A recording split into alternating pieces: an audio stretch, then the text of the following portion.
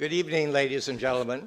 Welcome to CG, or as we say for short, the Center for International Governance Innovation. My name is Tom Burns, and I'm the Executive Director of CG. Today marks the opening of our annual fall conference, CG11. Our theme this year is an unfinished house, filling the gaps in global governance. This is the very first time we are opening a conference here in the splendid auditorium on the new CG campus. We're very pleased to have this excellent facility, which also houses the Balsley School of International Affairs, and we hope will soon be home to a new program on international law and the global economy. Many have contributed to bringing this about, but none more so than our founder, Jim Balsley, who I wish to acknowledge.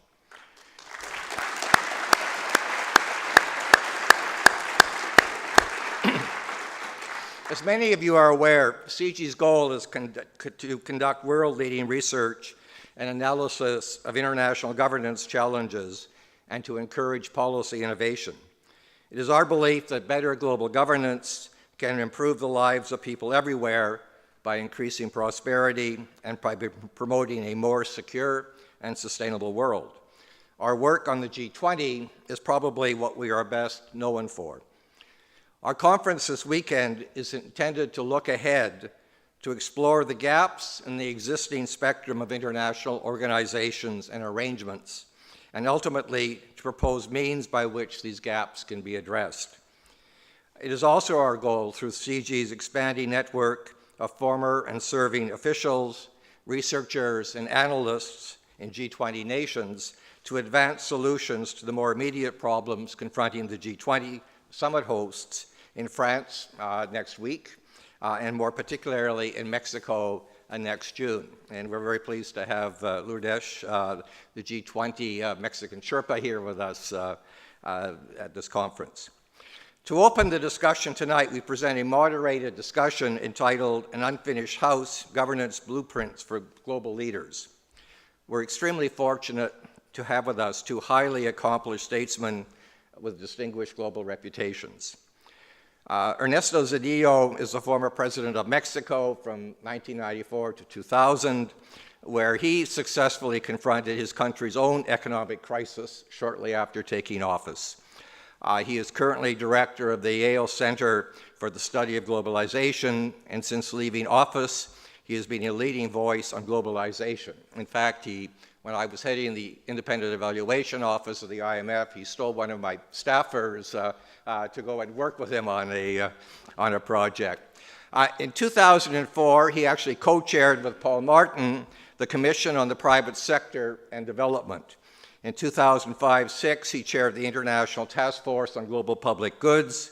During 2007-2008, he served on the Commission on Growth and Development, chaired by Canadian and Nobel laureate Michael Spence. In 2008, he chaired the High-Level Commission on Modernization of the World Bank's governance, recipient of many awards and honors. I could go on at great length, but suffice it to say we're extremely fortunate to have him here to share his views with us this evening. The Right Honourable Paul Martin, former Prime Minister of Canada, I think needs less of an introduction to this audience. As Finance Minister for Canada in the 90s, his leadership helped solve Canada's own sovereign debt crisis, erasing the deficit and beginning to pay off Canada's debt, leaving a legacy that allowed Canada to weather the most recent economic crisis relatively unscathed. He is widely acknowledged as the father of the Finance Ministers G20, following which he advocated for the group's elevation to the leaders' level. Since leaving office, he has focused his energies on Africa, where he's currently co-chair of the 10-nation Congo Basin Rainforest Fund, which was launched in June 2008 with a grant of £100 million from the governments of the UK and Norway to develop the capacity of the people and institutions of the Congo Basin to preserve and manage their forests. He also sits on the Advisory Council of the Coalition for Dialogue in Africa. Within Canada, he's focused his energies on the Martin Aboriginal Initiative with this emphasis on Aboriginal education. He has been a strong supporter of CG over the years, and we continue to benefit from his advice and views, solicited or not. Moderating the conversation tonight is Chrystia Freeland, based in New York and editor of Thomson Reuters Digital. In this role, she has editorial control of the company's digital properties, including the global operations of Reuters.com. She appears frequently on television and radio news programs in the US and globally. Chrystia is Canadian, and from 1999 to 2001 was deputy editor of the Globe and Mail. She went on to become US managing editor of the Financial Times, whose American edition became the FT's single largest edition under her stewardship. She's the author of Sale of a Century, the inside story of the Second Russian Revolution, detailing Russia's journey from communism to capitalism. We're fortunate to have such an extraordinary panel to kick off our event. Following the conversation, Chrystia will moderate questions from the audience. At that time, we invite you to use the microphones at the sides of the auditorium along the stairs. Besides the audience here tonight, we also have a global audience watching on live webcast. If you're watching online, you can ask questions through the live chat function on your screen, and we'll transmit these questions to our moderator. Thank you, ladies and gentlemen. And now, Chrystia, over to you.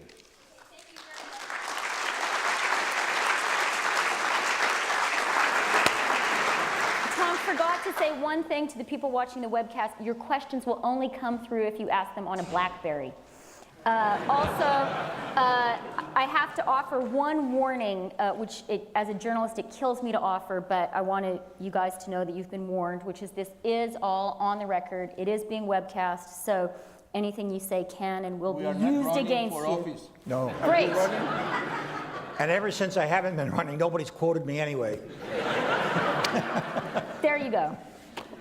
So I wanted to start with you, Prime Minister Martin, and I wanted to start by talking about the issue in global governance, which I think is most in the news at the moment, and that is the financial crisis in Europe, the possible solution this week. And I guess my question to you is that solution going to work? Well, thank you, Chrystia. Before I answer, I just want to say one thing, and I say this really much as a Canadian. I want to thank Jim Bosley, and I want to thank CG. This is a spectacular building, and this is a wonderful room. And I feel, I must say, I'm just overwhelmed with what I see. And I'm very, very glad to be up here. Chrystia is a Canadian, but you seem to be our annual export to the United States, and it's good to have you back tonight. And I've got to say, it was mentioned the opportunity to be once again here with Ernesto. We worked together very much on that issue of entrepreneurship in Africa and the developing world. And so this is a very good day. Now to answer your question, I'm glad I was able to start with a somewhat optimistic opening, because my reaction to your question is a little less than optimistic. I think that what they did in Europe the other night was certainly the best thing that they have done on this issue. On the other hand, that's a very low hurdle rate to overcome. I think if you just go through the various things that they had. On the issue of the recapitalization of banks, the indicator that they chose, which the number is 50% in terms of the amount that it's going to take. It looks like it's about 108 million euros. The general view was that it was going to be close to 200 million. The haircut that they have imposed on Greece, it was supposed to be 60%, is 50%, and if you understand that 40% of that debt is held by people like the IMF, the fact is that's not going to take a haircut, and so the haircut that is being actually conveyed in terms of reduction of debt to Greece is really much lower than that. And then finally, you've got the bailout fund. The bailout fund was supposed to be about over $1 trillion. It is substantially less than that. In fact, they haven't got the money unless on the flight over to Beijing right now, somebody has given it to them. And so I think that the real problem that exists is that the concepts that they've put out there are good, but they are very optimistic, and they are totally dependent upon Europe attaining a level of growth in order to make them good that most people think that Europe will not attain, because there's nothing in there for growth. The second thing is that is it on? No. Just went off. God, what you've missed. back on? Okay, no, there. The second thing that is in there is that it is not only dependent on growth, but it is dependent upon certain treaty changes in the Lisbon Treaty. And right now, they have a terrible time getting any amendments through any of the respective parliaments, or certainly the European populations, and so that's up in the air. The fact is, however, that it is, and I'll close on this, it is changes to the Lisbon Treaty that may well be the single most important thing that they can do, because Europe's problem is structural. And let me just give you one example, and then I'll turn this over to Ernesto. The balance sheet, Europe's balance sheet compared to the United States, that's Europe taken as a whole, is much better than the United States balance sheet. It's a much healthier balance sheet, and yet you can see what's going on. The United States, despite all the problems with Congress, the United States economy is growing, a little, not bad, not wonderful, but not badly. In the United States, there's a lot more optimism there than there is about the United States. Why is that? Because the United States has got the institutions. It has a central bank, for the sake of discussion, that can act. And so the real problem in Europe, in my opinion, is structural. And unless they solve that structural problem, I don't see how this or anything else is going to help them. President Zedillo, and I should preface this by saying we're particularly fortunate that President Zedillo is with us because he's just flown over from Europe, so very well positioned to speak to this issue. And also thanks, because I think is it 2 o'clock in the morning for you now? Close to. Close to, okay. Well, So is this a dream or a nightmare that you're having right now? a dream. A dream of envy after looking at these facilities. And let me start by saying that I'm so pleased to be here, finally at SIGI. Unfortunately, I hadn't been able to come earlier, and now that I come here and see, of course, not only the facilities, but know more about this institution, I'm really amazed of what has been achieved, and I think the support and the realization of this institution speaks a lot about Canadian internationalism. I wish other developed countries had this vocation and this commitment as it is expressed here. So I'm very pleased to be here, although it will be a few hours. But Tom, I hope I get invited again sometime soon, okay? So on Depends Europe, on how you perform. huh? Depends on how you perform, come on. Well, you have to help me with the questions, okay? So, well, no, I am in basic agreement with Paul. I would only add 1 or 2 considerations. The deal that was achieved yesterday at 4 o'clock in the morning in Brussels was really unthinkable a few days ago. I think our European friends finally crossed the red line. I think there was a realization that indeed the European Monetary Union was at stake, which I think it took too long for them to realize that. And that if they allow events to erode to a situation of a chaotic default of Greece and a departure from the European Monetary Union, that will be the beginning not only of the destruction of the Union, the destruction of the Euro, but indeed the destruction of the European project of integration. And let me tell you, if that happens, or if that would have happened, not only Europeans, but I would say humanity at large would have been at great risk. My sense is that finally they got the picture of the probable and possible disaster in their mind, and they went as far as they could go in order to put this deal, given the constraints that, by the way, they themselves have imposed upon themselves. Is this going to work as it is now? I would say no. There will have to be other ingredients over time. They have to give substance to the agreements that were taken yesterday. And probably, not probably, for sure, they will have to move farther into the integration process. They will have to start talking more seriously about economic and fiscal coordination to an unprecedented degree. They will have to do things that probably they should have done a number of years ago, but that politically, and I would say even ideologically, they were not ready to think about those things.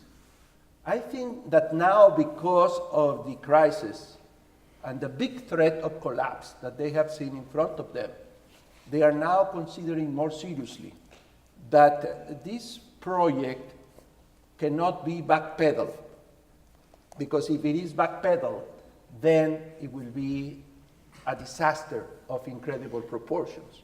So my interpretation is that politically, this is very significant. Although I am overall very pessimistic about the condition of the global economy, I think this is the best news that in many months we have received. That finally our European friends understood what was at stake, and they gathered whatever little political and economic ammunition they have to protect the European project. So in that sense, I give a less pessimistic assessment of what happened yesterday, but I fully agree with Paul that there are other ingredients that this soup must have to get the very good soup of continuing the European project. And I think that's crucial for Europe, and that is crucial for the rest of us. So the obvious next question is, will those missing ingredients be found and be added to the European soup? Are they going to move towards closer political union? Go ahead. I hope they do. I mean, right now we see three problems. Paul mentioned one, which is about the money. They need more money than what they have in the pocket. But when you think about the size of the European GDP, I think they should put together eventually the necessary money. They have to take constitutional steps towards a greater degree of fiscal and economic integration. And I think that's already clear in their mind. So they have to find the political strategy to pursue that objective. And I would say, and we commented this before with our Korean friend, that the question of lender of last resort is indispensable. That's right. I don't know whether they have to empower the European Central Bank or they have to empower with money. By the way, the European Financial Stability Facility, but you cannot have a currency if you don't have a lender of last resort in that currency, because otherwise you are extremely vulnerable to attacks and runs ad infinitum on your currency. And I think our European friends are still missing that ingredient. That's exactly what I meant when I talked about that they have to build the institutions. The fact is that the US Fed, the Bank of Canada, is that institution of last resort. And the European Central Bank is not. And they haven't built those institutions. The reason that I certainly share Ernesto's view of the absolute importance of this. The reason that I very much hope it happens, but I'm a little less optimistic, let's go through it. I remember very much being at a G7 meeting at a time when the Eurozone was coming into play. And we talked, we talked to the European finance ministers, primarily the Germans and the French at that time, and we said to them, you're not building the institutions to justify it. And the answer was clearly, we could not get these institutions approved by our parliaments and our people. Now that's where, see, the real problem, and I think that Ernesto made reference to this. If Europe is, this is not about yesterday's deal. This is not about the Eurozone, and this is not just about finance. This is about the future of Europe. And the Europeans are going to have to decide if, in fact, they're going to take the next step and they're going to build Europe, or if they're not, then the Eurozone is going to go because Europe is going to go, because the people of Europe, individual country by country, are going to have to vote those institutions into existence. It is a merger of sovereignty, the likes of which we have never seen. And up until now, the European governments have been afraid to deal with it. Again, every time I get going. And I tell you, Ernesto, they never did it to me when I was Prime Minister, cut off the money. Unless the Europeans are prepared to build the institutions of nationhood, that is very hard to see how they are going to be able to deal with these problems. And I would think that if there were votes on that today, they would not go well. And so I share Ernesto's view totally. The reason I'm a little more pessimistic is what they have to do is much deeper and much more fundamental than what happened the other night. Okay, so Prime Minister Zunino, do you think the European people are prepared to vote for a United States of Europe? Well, I don't think you have to pose it like that. You have to lie about it? No, but I think if you accept how far they have gone already over almost 60 years in the process of integration, then provided that you have the right leadership, then I think it should be a doable project. And if you don't like that, or if you don't believe that, then my question is, or my statement is, think about the alternative. And the alternative is awful, because I insist, it's not only about Europe. Let me just make a small mental exercise. Let's assume that yesterday we would have waken up with the news that there was no deal in Brussels, and that Greece would have said, you know what, I cannot pay starting tomorrow, right? I declare a default, and that triggers a series of very disorderly events. Greece is in default. Greece is forced to leave the Union. That, of course, would have imposed on Greece a huge loss, not only on the financial system, but on the real economy.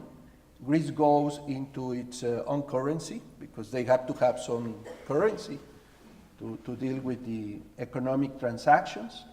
But at the new exchange rate of whatever currency they have, they acquire competitiveness that makes other countries in the Union concerned.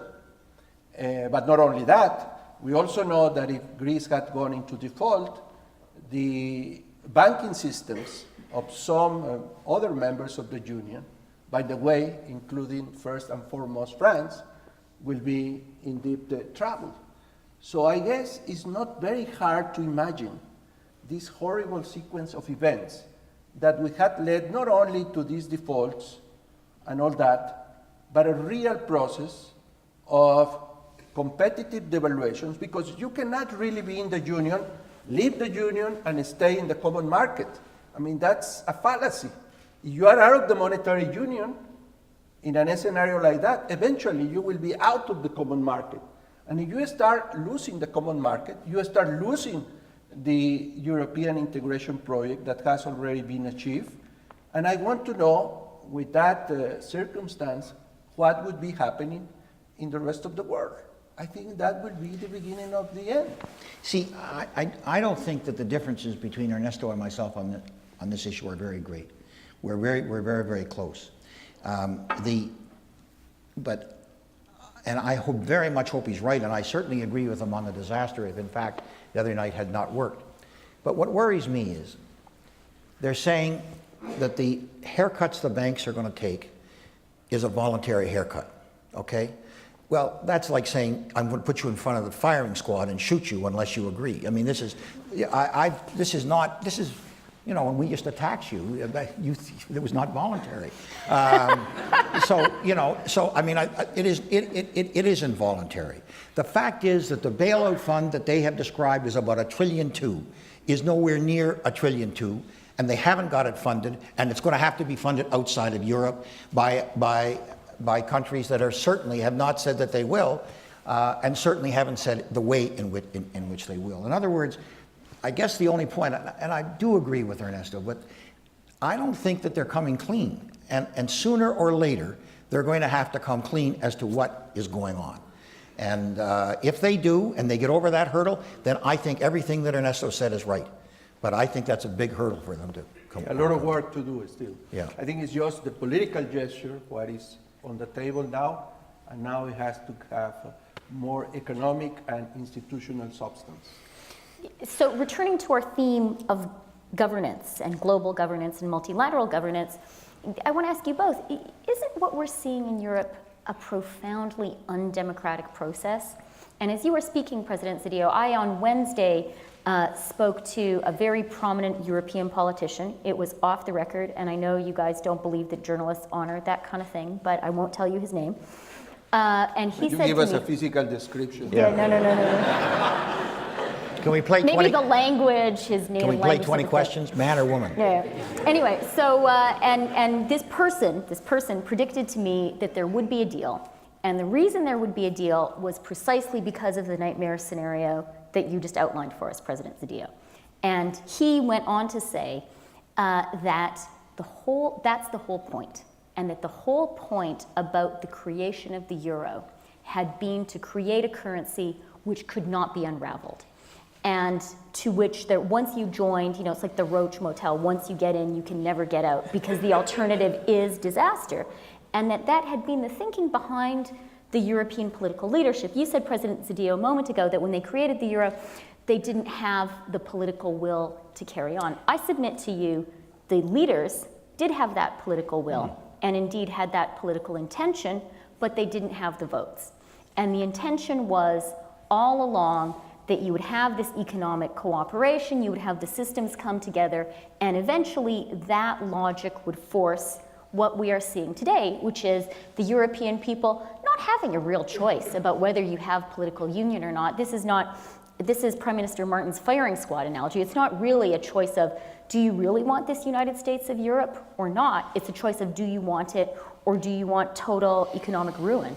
I think you are being extremely charitable to European politicians, at least the ones who have been in office in the last few years. You go back 5 or 6 years ago, even less, I don't think it would have been politically impossible for these leaders to come before their people and say, this is the next steps that we have to make to give continuity and sustainability to the European project. It would have been hard because conditions economically were reasonably good. I think the problem was different. The problem was that everybody got in the go-go mood, enjoy the boom that it was there, enjoying the peripheral countries, the access to the euro, the low interest rates, and thinking that could last forever. And then our German friends were very happy because they were generating these huge current account surpluses. They are worse than the Chinese, by the way. The surpluses were bigger. And when they were asked, why are you doing that? They said, oh, don't worry. The Eurozone as a whole is in current account balance. So don't bother me about my mercantilist surpluses. So everybody had like an incentive to postpone, not for profound political democratic conditions, but rather because it was easier not to do the things that would give viability, long-term viability to the European project. So I think that the judgment of history is going to be very severe for these people, you know, because now it's going to be more painful, it's going to be very costly, it's going to be politically risky and difficult to do it under the present circumstances of the global economy.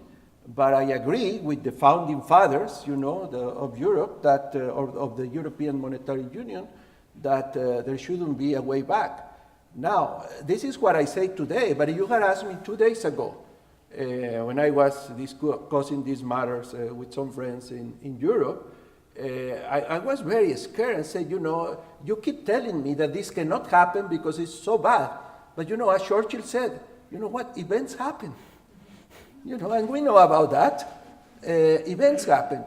And anything could have derailed the situation. And today we will be lamenting in very different terms the circumstances. I think there's a deeper worry. It goes back to it. We're talking about the Eurozone, we're talking about currencies. I go back to it. We really should be talking about Europe. I was, as a law student, worked in the European Coal and Steel Committee, which was a forerunner. And at that time, the desire to build Europe among people was huge. They understood what they were doing. But take a look at where we are today. Germany has more to gain than any other country from a successful Europe, and has benefited really by a lower currency, which has enabled them to export when other countries which needed a lower currency weren't able to get it. But just take a look at where Europe is today. In Canada, we have lived with an equalization program for the last 30 or 40 years, which fundamentally, as you know, means that the richer provinces send money to the poorer provinces to equal out. Well, the fact is the northern countries what they've done here, the northern countries who at the beginning of Europe essentially sent massive transition funds into the poorer European countries in order to enable them to build up their economies. Those of you who have been to Ireland haven't driven on a highway that wasn't paid for by the European Commission. Well, but the fact of the matter is, today, at the time of this great crisis, the northern countries are essentially saying to their politicians, we're not going to send any money to these people. That is a fundamental shift from the original euphoria over Europe, and what it should have been is they should have built that sentiment of a European, that European sentiment should have been built up over the years. And yet we find out at the time of this crisis that it's lacking. And I think that's a real worry. And I agree with what Ernesto said about the dangers of it happening. But ultimately, if the people aren't there, something's going to happen. But that attitude that indeed exists in many of the northern European countries stems from two circumstances. One is that the general condition of the economy is bad, and that if they did what they need to do in terms of policies, including a structural change, that economic mood can change significantly. And second, and this I come back to my criticism of European leaders, is that good part of that opinion, Paul, was created by politicians themselves. I mean, if you go back to the first statements given by Chancellor Merkel in the face of the Greek crisis in early 2010, she created public opinion against supporting Greece. And she did it for very local political reasons. They were campaigning in Landes in Germany, and that was popular, you know, to say, oh, we are not going to subsidize these lazy Greeks, you know, that take retirement very early. But those were the politicians, and they helped to create that negative opinion. And now they were trapped in their own words. By the way, the leader of the Social Democrats, you know, yesterday, the day before yesterday, the Bundestag told her that, Madam Chancellor, you should have given this speech a year ago, you know, calling for a European Union. Wasn't it a great speech she gave, though, this week? Yeah, Didn't she rise to the occasion? It was a great speech, But before that, she had undermined her own speech. And that's a problem. And that's, what leadership is all about.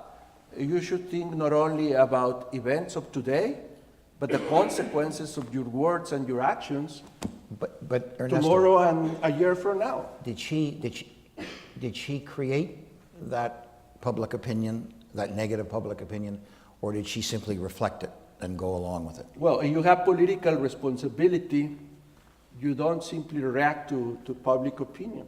You didn't, and I didn't. But But everybody else does. everybody else does. But I was 6 years president. Maybe we should move on to the G20, our next CG special subject. So let's start with talking about, we've been talking about one form of multilateral governance, the European Union, which we're sort of undecided on how well it's going to work. How about the G20? Is it a success, President Zedillo? No, definitely no. And let me tell you, first, I am a great believer of the idea. For many years, I became convinced, I would say since the mid-90s, even before we had the Asian crisis, that we needed something like that. And there was no originality in my thinking, Now that I see Franz Sagasti here as participant of the conference, Francis Sagasti and I met in Colombia in a discussion of Billy Brandt's North-South report. You remember that, Francis, in Villa de Leyva, Colombia. Well, and I say this because in 94, 95, I read a report that had been launched by Billy Brandt. Brandt died before the report was finished, but the report was published, and it was called Our Global Neighborhood. I think it's a fantastic document, and I read it. And I became convinced since then that the world would need something like what the G20 is today. In that report, it was called Economic Security Council, but it's basically a description of the G20. Then, when Kofi Annan asked me to chair this Commission of Financing for Development, we endorsed, we copied the proposal, said we need to create something like the G20. Of course, early on, Paul had already became one of the champions of the idea because he was a leading voice in creating the G20 at the finance ministers level, and he had already said we need this at the leaders level. Tomorrow, I think Bruce Jones will be here. When we did the report on global public goods, we proposed again the G20. So I'm a great believer of the idea, and that is why I'm so disappointed about the performance of the G20. And the way to prove that my disappointment is warranted is very simple. I just go back to the declaration in Washington, to the declaration in London, to the declaration in Pittsburgh, where there is absolute transparency about the diagnosis and the commitments that the G20 took. And when I confront those commitments with what has happened in reality, I cannot but be terribly disappointed. And even more so, because when I think about the terrible situation that we have had over the last few months, heading again into another recession, at least in the Western developed countries, I said this shouldn't have happened. If they had done what they say they would do, we would not be here. Because they recognized from day one that part of the problem, or probably the whole thing that we had starting in 07, 08, was due to a lack of international economic coordination to address issues like the global imbalances and other problems that eventually trigger the crisis.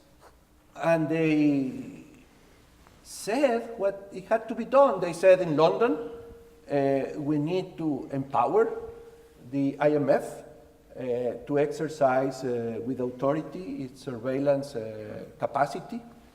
They launched at Pittsburgh this framework for a strong, balanced, and sustainable growth, and instructed the ministers to launch this mutual assessment process.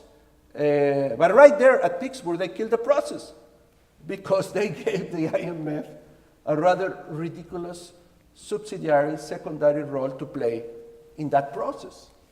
And when you see the story of what has happened after Pittsburgh, you cannot be but terribly disappointed. What is the purpose of getting together, of establishing in a very clear-cut way these commitments, and then don't honor those commitments? And of course, there are scandalous things there. You go to Washington and London, and I think it's still a Pittsburgh Declaration, they say we will finish the Doha round before, at London and Washington, before 2010 is over. Where are we now? Yesterday, I will do it as you say, I will not say the name, but I will say the character is very important. You can, you're not a journalist, endeavor, you can tell the truth. In this endeavor, but this person told me, this is dead. The Doha round said, how can it be dead if 20 leaders of the world who represent 80% of global GDP signed to it, said, we are going to finish the Doha round. And they don't do anything to finish the Doha round.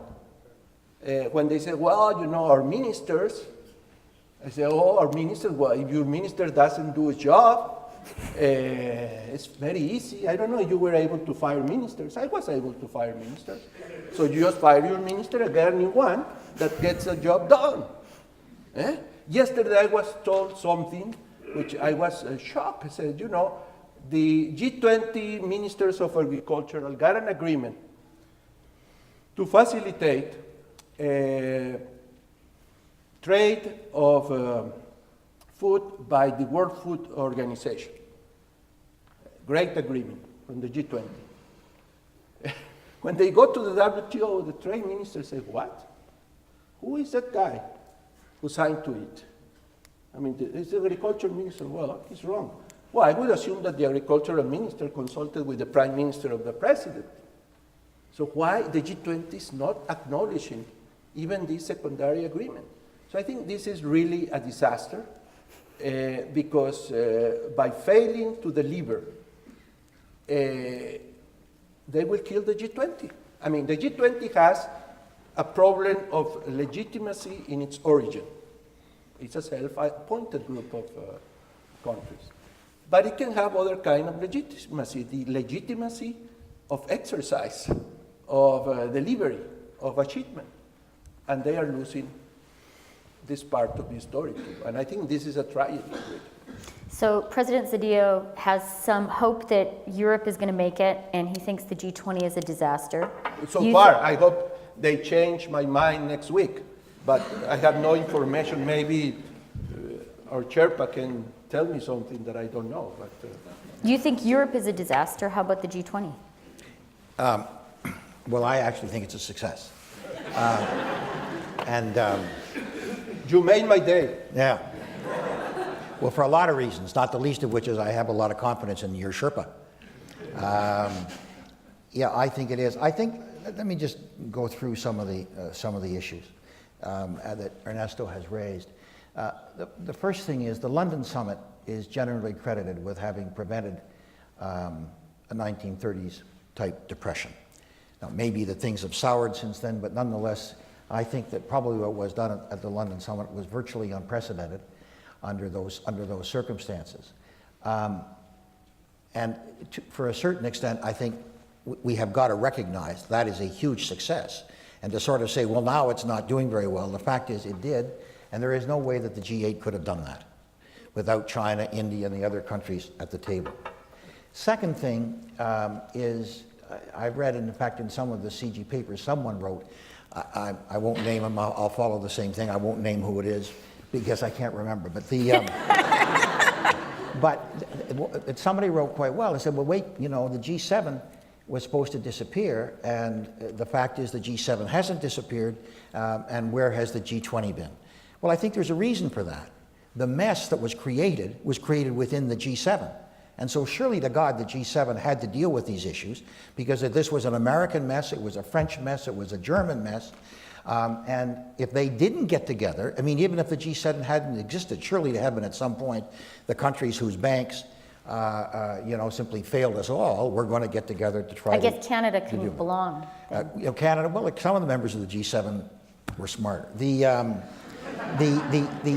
then I'm just going to go on. The problem that exists is the political dysfunctionality in the United States and in Europe, and the problem that exists in China, and this is really unique, that the number 2 most powerful economy in the world, about to become the number 1 most powerful economy in the world within certainly this decade,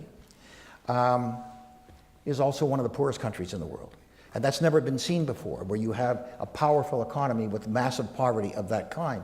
And that does cause certain cultural problems that it makes that the G20 has to deal with. And so I think that fundamentally, these are not 20 compatible economies.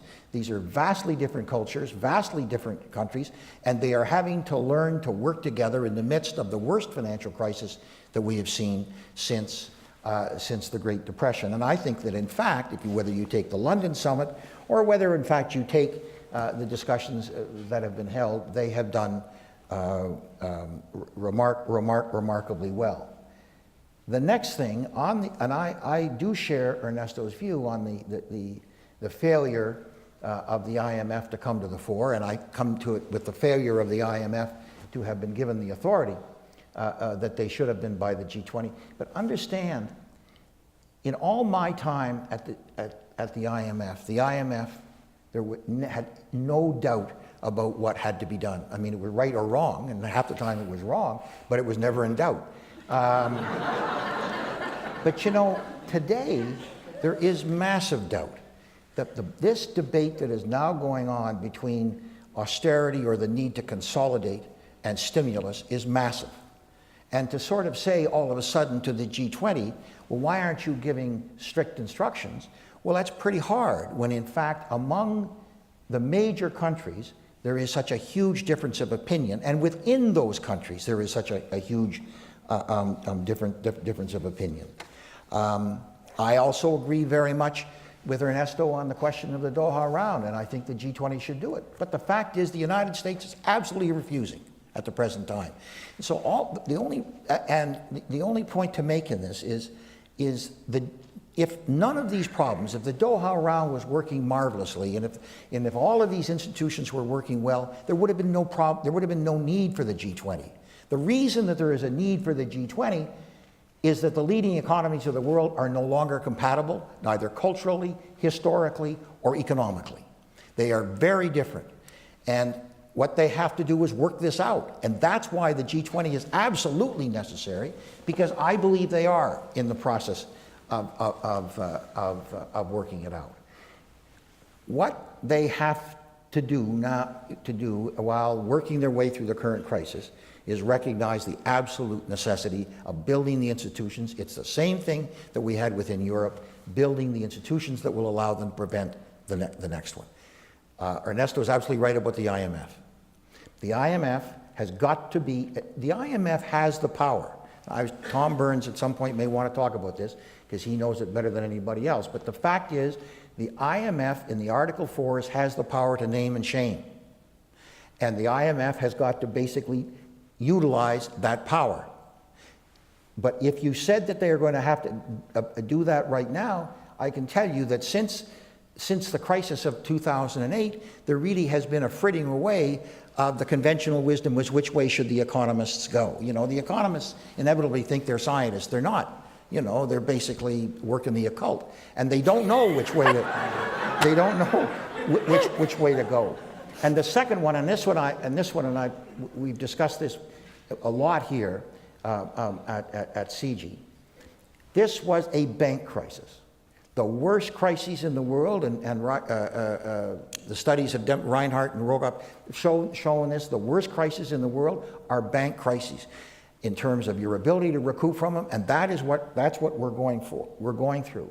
There has to be an international institution that can effectively deal with the kinds of rules and regulations that will govern a globally seamless industry, which is the banking industry. So if you were to say to me, I think that if we had this discussion in a year, and following Mexico, there hasn't been more progress made on giving the FSB, the Financial Stability Board, the powers that it needs. If the IMF is not prepared to come forth and say we will name and shame along the lines that we are directed to by the G20, then I will agree. And this carries this institution building, I believe, is now going to be the fundamental job of the G20 in a world that we're going to global. There is Trevor, who is here, can talk about this and will probably at a future time.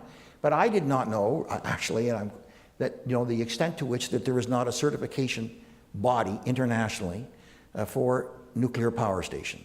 I mean, when you think of what happened in Chernobyl, when you think about what happened in Japan, you would think that it would be to everybody's benefit to have a certification agency internationally on nuclear power stations. That does not exist.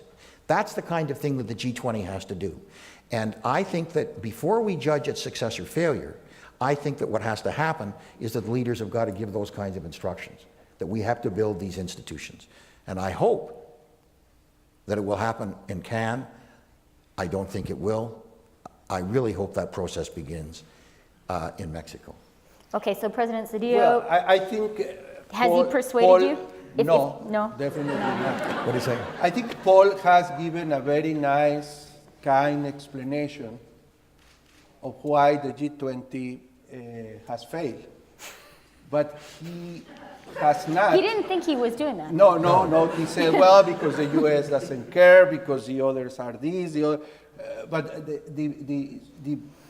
the end result is that if you do a confrontation between what the G20 said that it would do and what it has achieved, then I think the results, and I don't have any other way to, if a student comes to me and I have his exam and I said, listen, you got a C minus, and he can give me a long list of excuses. They always give, my grandmother was sick, this, and 20 excuses. Okay, that's it. I don't care. You get a C minus, and I do care about your grandmother, but that has nothing to do because you were committed to deliver intelligent answers to the questions that I'm posing. And that is the problem with the G20. I don't want to go through a very long list of very clear commitments.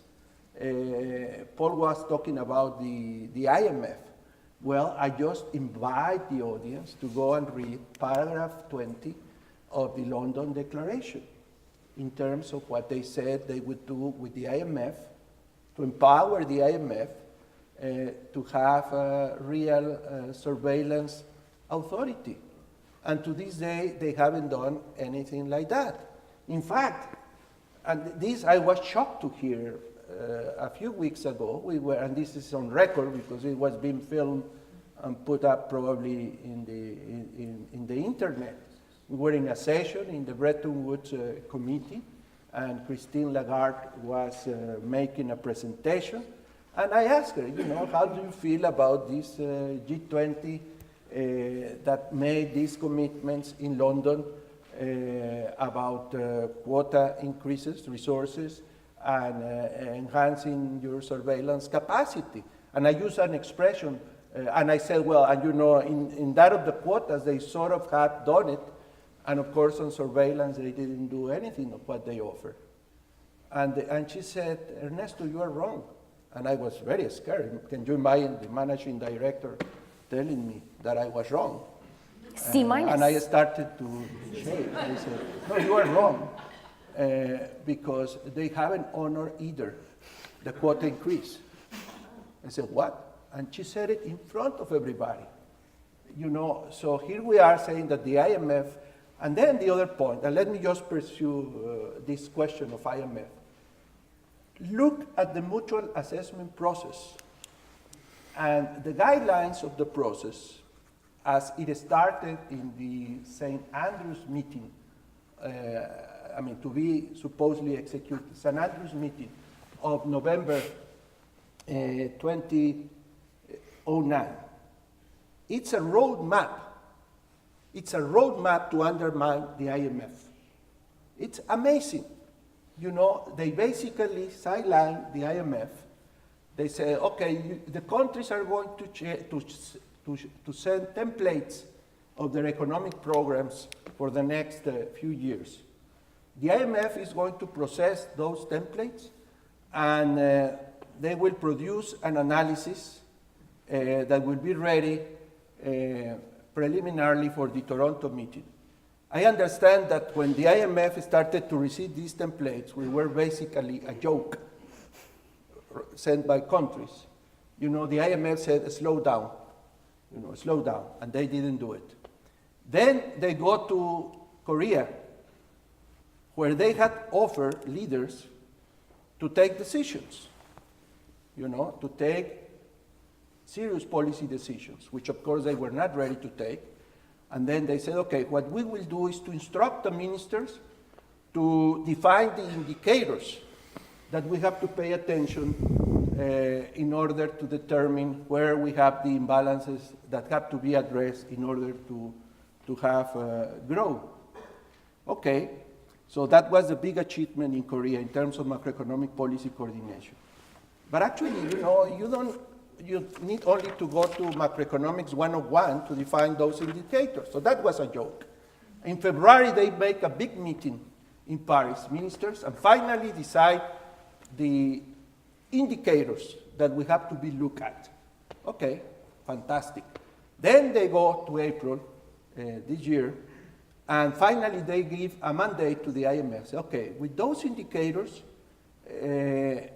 use 4 approaches to analyze the information so that you can produce a set of, not policy, but a diagnosis of the problem. Interesting.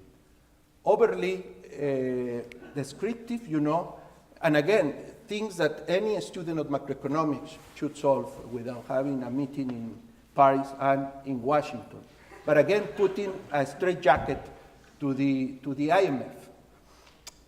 But they say, okay, be careful, your analysis will only be an input into the process. Your analysis has to be checked with the G20, and at the end the G20 will produce its own analysis. So again, whatever authority the IMF had was deliberately and transparently undermined by the G20. It sounds to me, President Zedillo, like your students getting together and saying we have a new plan for our grading, which is you can have an input, and then we collectively will determine whether that input was fair. But all of this is anecdotal. What is the problem here? And this is the question that I think people like Paul and of course this wonderful group has to address. I think the real problem is that countries or the chief players in the global economy don't yet to come to the point of recognizing that we cannot have it both ways. We cannot have our cake and eat it. We want to enjoy the benefits of the incredible economic integration that we have achieved. But we do not want to accept that economic integration cannot continue and could collapse, in fact, if we don't provide ourselves with some essential economic governance that we don't have. And they don't want to do it because, of course, implies sharing, giving up some sovereignty. But then if we don't want to share sovereignty, then are we really going to keep the kind of economic integration that we have achieved? And my answer is no. And I think that's the biggest predicament of our time. Okay, we've reached the essential point. Well, yeah, I think we have. Ernesto and I seem to, we say we disagree and then we agree, and we say we agree and we disagree. I think, It's your choice, my friend. well, all right, we disagree. Let's just go through that. I think that, first of all, in terms of this question about the G20 not keeping its promises, if you apply that standard, what would you say to democracy? I mean, the fact is the G20 has not kept all of its promises. Neither do have most democratically elected politicians. We don't say that democracy is wrong. The second thing is, I think that you're imposing a higher standard actually on the G20 than you were prepared to impose on Europe. And I think that when you take a look, that Europe is a bunch of compatible economies who thought they were creating something very special. And when you take a look at what the G20 is and where those countries are in different stages, different cultures, I think that you're being a little tougher on the G20, which would be fine. There's nothing the matter with that, except that I think we got to understand, just as you did in the case of Europe, is what's the alternative? What's the alternative to the G20? If these countries, the most powerful countries in the world and the most wealthy countries in the world who are there, who have the greatest influence, if they can't make it work, then there is no other body that's going to make it work. And all of the problems that you have raised are simply far too serious to basically say that the one body that has a shot at dealing with them has failed. I think we really got to take a look at the G20 at the leaders level has been in existence really since the crisis of 2008. That's not a long time. That isn't a long time. And in that time, they did the London Summit, which, as we know, was such a huge success. I could not agree more with you on the sharing of sovereignty. I think we all understand that. But if, in fact, Europe, given its history, given what's happened over the 15 years, is having a trouble doing that, then I think we've got to understand that the G20 cannot do it overnight. I think that it is perfectly fair to say that this is what the G20 has to do, that it has to build these institutions, that it has to deal with DAW. I think it is perfectly fair to lay out an ambitious agenda for the G20, provided we understand very clearly that we've got to get this financial crisis through.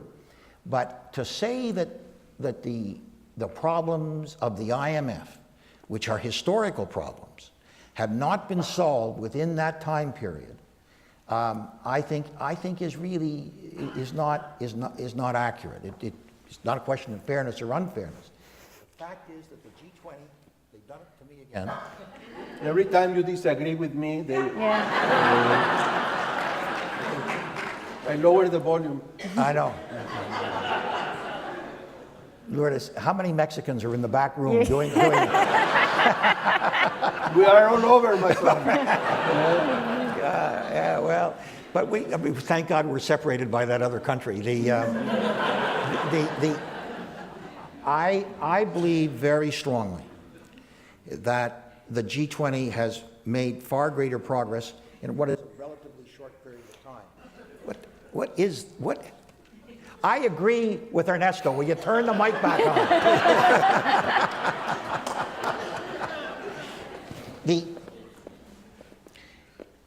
The fundamental issue that we have right now is not the academic argument which you and I are having, and that is the degree of success or failure. I think we both agree that it has done things, great things, and I think we both agree that there are areas where it has not. Every government institution has done that. I think that what is absolutely crucial as we go out of Cannes into Mexico is that we set out the agenda whereby we can then judge its success and whereby you and I hopefully can say that it has succeeded. I believe it is the issue of sovereignty, and that's what the building of institutions, international institutions, is all about.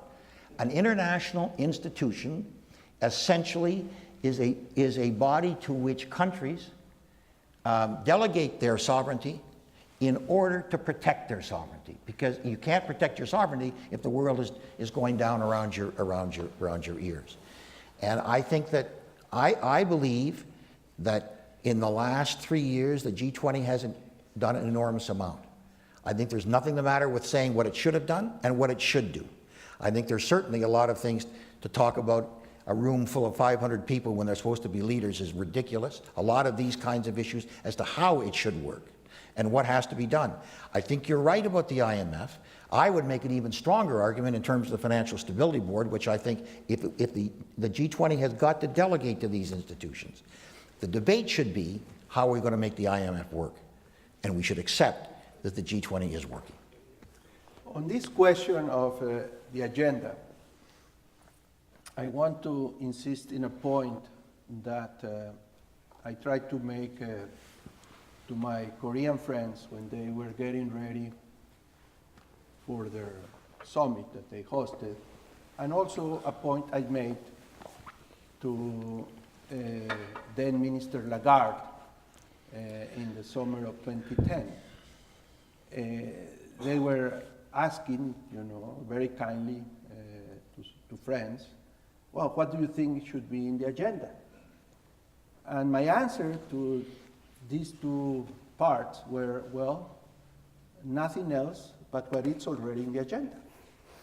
If the G20 delivers on macroeconomic policy coordination, as they offer they would do, which has far-reaching implications in terms of even institution building. If the G20 delivers in terms of financial reform, and if the G20 delivers not only on avoiding an explosion of protectionism, but in fact moving forward the strengthening of the multilateral trading system, then the agenda is great, and if they do all that, it will be a great success. So, of course, that was only an opinion. Other topics have come into the agenda, and surely other more topics will come into the agenda. But my request is that they should fulfill the original agenda. And why is that important? Because this is a mess. We are about to go into another recession, in Europe almost for sure, and the US is at risk of going into another recession. And believe me, when you guys get a recession in the north, countries like mine get something very bad. When you get a cold, we got pneumonia. The Mexico, yes, it's That's what Canadians say about the United States and Canada. Well, we say many things about our neighbor, but in our case, yes, it's, in our case, it's very real. In 2009, the U.S. economy was with a mild recession, literally speaking, and the Mexican economy fell more than 6%, and that's pneumonia, right? So this is not about an academic debate of whether these guys fulfill a commitment. This is about people. How many people are unemployed today in the world? I mean, how many people are suffering the consequences of this crisis?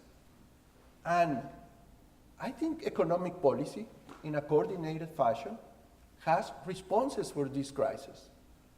But political systems are not delivering those answers. And this is very serious because it's a human cause. Now, can I just Yeah. quick, and then I'll just move to one more Okay, area. just a very quick response. All right, first of all, Otherwise, I'll call on my Mexican no, pals that's in all the right. sound room.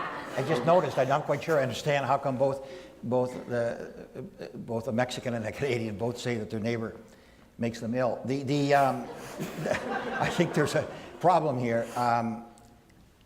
I think that you've got to further define what that success is. And let me just give you an example.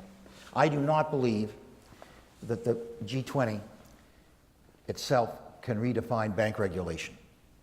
I think that what the G20 has to do is to delegate to a body what bank regulation is going to be, and that it is up to that body, the Financial Stability Board in this particular case, to define bank regulation.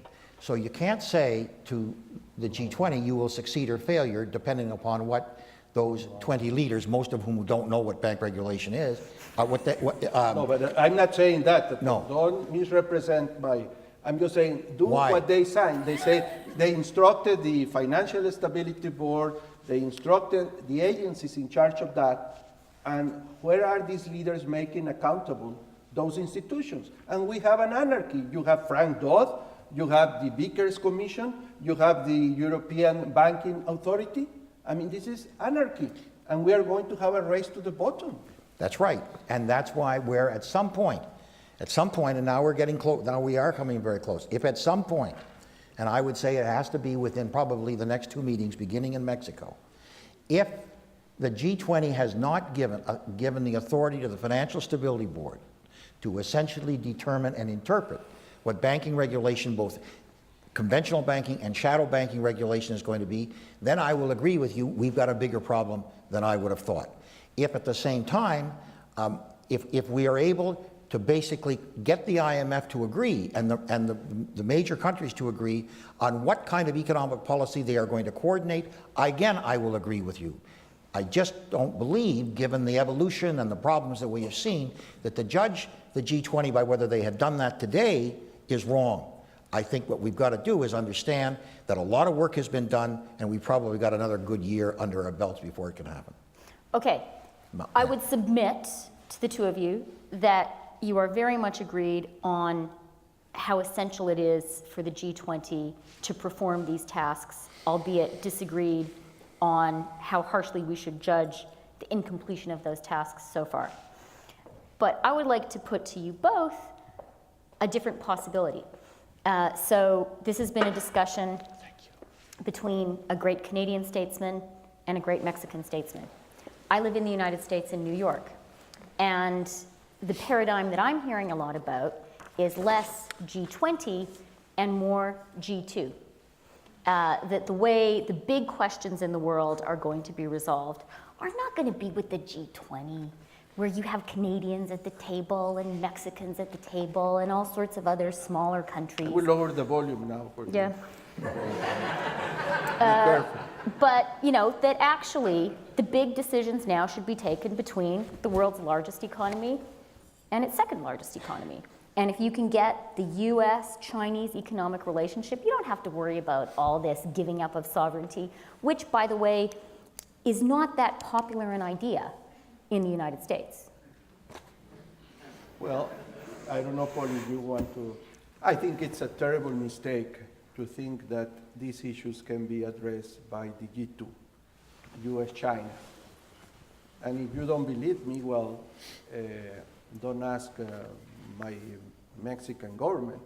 Ask, for example, the Brazilian government, what they think about that.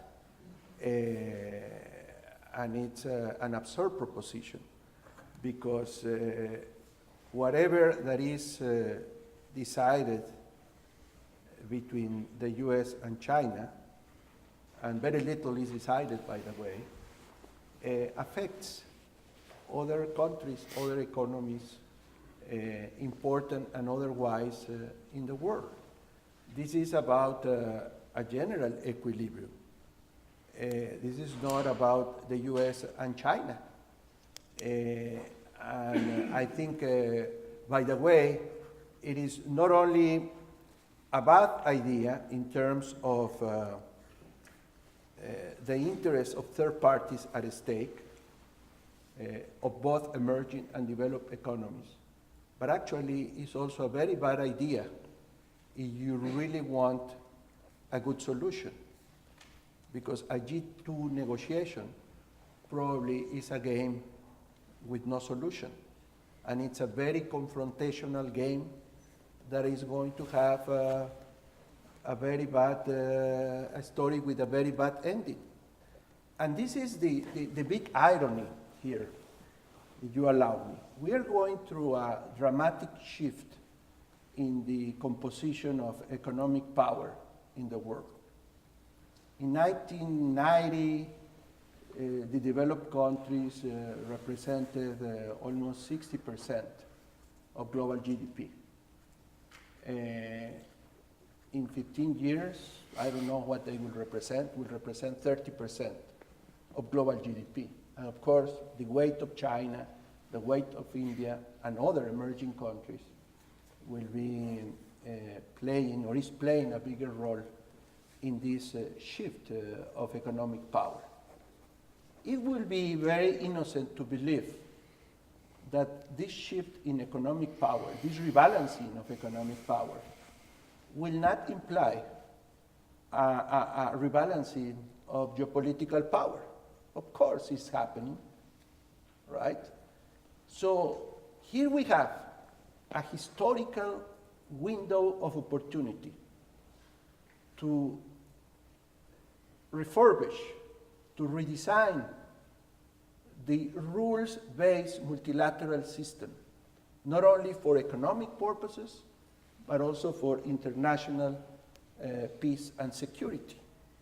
We are going to a multipolar world where it will be, perhaps for the first time in many years, in the interest of the United States to have a multilateral system, because they don't want to be in a G2, a G2 with a muscle on the other side, economic muscle, which the Soviet Union, we ended up knowing that they didn't have. China will have real economic muscle. So it's in the interest of the United States to have a rules-based, updated multilateral system. And actually it's in the interest of China, because you were saying, Paul, China is a paradox. It's both a rich and a poor man. Sheer size, amazing. Per capita, 120th in the world still. So there is an incredible window of opportunity so that China accepts that it's in its own interest to have a rule-based multilateral system. But I don't know whether in 10 or 15 years China will look at things the same way. And I don't know whether the train will have left the station also for the United States. And that is why my anxiety that this slow pace, which you are so happy to see, I'm not happy to see this slow pace. I don't know how long we are going to have this window open, and if we don't use it, it could be a disaster. Well, I agree with Ernesto, certainly everything he has said except for the last comment. That was a little jab, kind a of little jab, I got sportsman. So let's just go back. Mexican touch. Yeah. I've been there. Let us just go back. This is the reason that I said that the discussion should not be the success of the G20. There is no alternative to the G20. There is no G2. The G2 could not work. The United States does not, or certainly will not want a G2, and the Chinese have been very, very explicit that they certainly don't want to see a G2. What the G20 is going through now and what it is in the process of building is very much preparing for the new world. And let me just pick up on what Ernesto said. The United States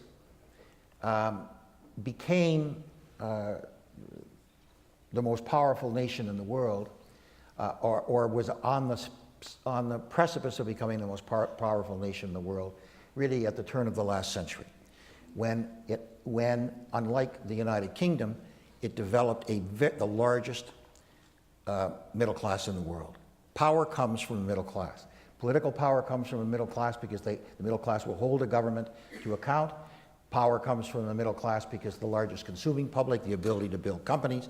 It is the size of a middle class that gives you its power.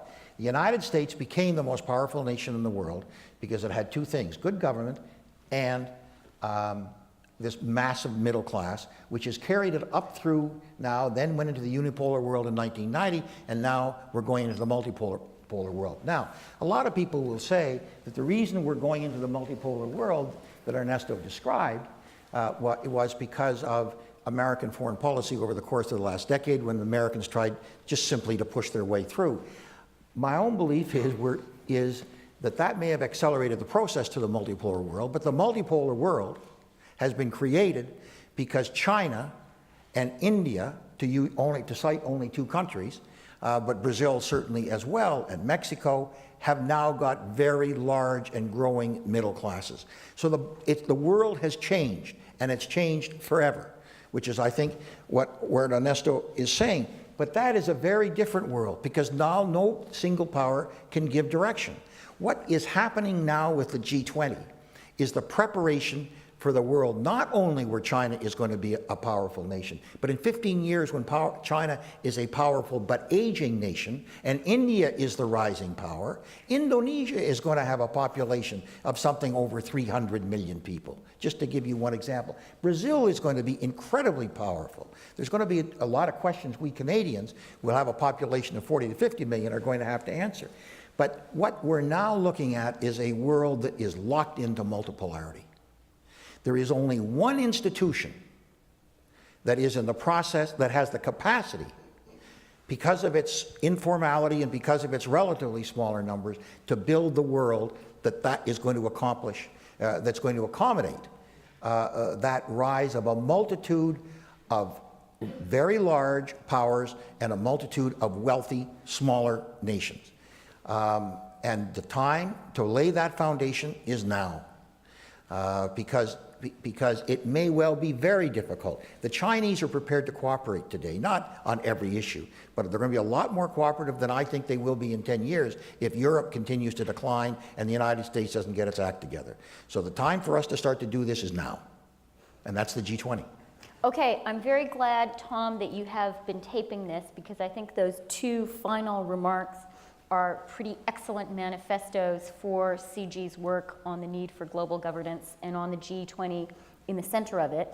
We are about to move to questions from the audience and also online, and they're starting to flow in. Before we have those, just so people have a chance to formulate theirs, I would like to propose a blitz round. Just 1 word or 1 sentence answers to 4 quick questions, okay? Are you ready, gentlemen? Good. Okay, very good. No, I don't know what blitz is, but Okay. Ambassador Rosenthal, translate for me. Blitz is what? Ah, okay. Fast. It, Yeah. it means we are in deep doo-doo. Okay, so first one.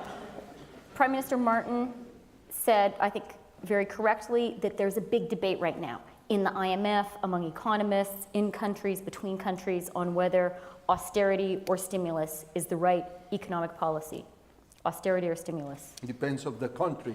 Short term, you need to have some laxitude, but you have to produce, together with the stimulus, a credible fiscal adjustment program for the medium term. Because as Paul said, there is a lack of demand. Clearly, you need fiscal consolidation in the medium term. In the short term, there is no demand. The only people who can do it is provided as government. The question isn't whether should you have stimulus. The question is what kind of stimulus. In my opinion, it's infrastructure. Global economic outlook for the next year. What's going to happen? Well, in the best of cases, we are going to have an even slower economy than we had this year, but we are still at risk of having something more negative than that. I hope, and I am betting on a non-disaster situation, but even in the best scenario, we will continue to see very high rates of unemployment in the developed world, and that is very problematic. And it's a fragile situation for countries like Mexico. I think we're going to have probably better economic numbers than people expect, but I think that we are going to have worse numbers in the most fundamental area, and that is youth unemployment. And I think that is a major, major concern going ahead. Donald Rumsfeld talked famously about the unknown unknowns, that those were the biggest danger. So what's the unknown, which is unknown to us, but that you're the most worried about? Couldn't you have used another author?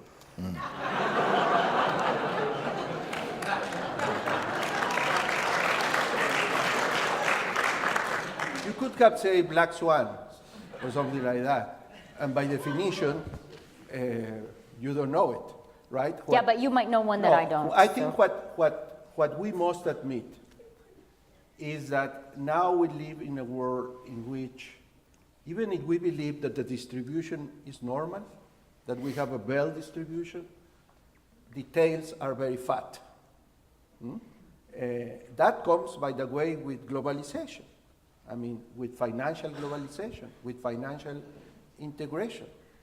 And my problem is that we haven't done anything meaningful to make those tails much thinner. And we continue to play very dangerous games, very close to these fat tails. Okay, nonetheless, if you prefer fat tail, what's in the fat tail that you're the most Well, I worried mean, about? we went through 2 cardiac arrests, literally, in the last 2 months. We saw this incredible, I don't know how to call it because I don't want to insult anybody. This incredible show in the United States in August, arguing about the default of the United States on paper issued by the United States, denominated in currency that the United States can print. I mean, that's absolutely surrealistic. And it could have happened, right? We were taken to the limit, and that, by the way, had a very high cost. If you look what happened in markets and with all the wealth that was destroyed, and that has permanent effects on GDP. We just went through a cardiac arrest. I don't know whether it's still over with the Europeans. So these are just 2 examples of things that you would say they are impossible to happen. And we were very close to see a disaster. And these are not unknowns. These are now very known because the politicians announced it. And it was ridiculous, but it could happen. The 2 biggest unknowns are what do the European leaders mean by changes to the Lisbon Treaty? If those changes are structural in nature, which is what I believe they should be, they have got a massive political job, and will they be able to succeed? The second biggest unknown is the Chinese economy, because we just simply don't have a strong handle on it. And the Chinese economy is not the sustaining economy, but it is 100% of the world's growth at the present time. Those are the 2 biggest known unknowns. The one that I guess none of us talk about, and I don't think it's going to happen within the next year, but I believe that the real cat that is going to have to come out of the bag at some point, and it's going to happen in the next 5 years, is Africa. I think that Africa has a potential that none of us are prepared to grapple with. I think that in terms of a world that requires demand, that has an excess of supply, I think that Africa could be part of the answer. And at some point, we got to stop talking about Europe, and we should start talking about Africa. Okay, final blitz question. You are both clearly very successful elected politicians. Former. Well, actually, he was. Former. You stepped down. I was stepped down. I just finished my term. But my suspicion is there must have been moments of fantasy about how nice it would be to be a dictator, not to have to deal with the pesky voters. So if I could make you not just of your own country, but global dictator for a day, what's the one measure that you would introduce? No, don't put me in that situation. No, this is serious, you know. My Mexican colleagues can tell you, I spent a good part of my political, and I would say human capital, helping to build democracy in Mexico. Okay, so your fantasy measure. The fantasy measure. No, I you have don't other do it fantasies. Through being dictator. Political fantasies, come on. No. My biggest fantasy, of course, and ideal, is that one day Immanuel Kant will be proven right, and we will achieve perpetual peace by having international rule of law, a real one, and cooperation, by having free trade, absolute free trade. I am a hard-eye free trader, and that we live in every country in the land in democracy. And it's not, I think it's doable. Probably it will not be my children or my grandchildren, but I think Immanuel Kant was right about dreaming about that world.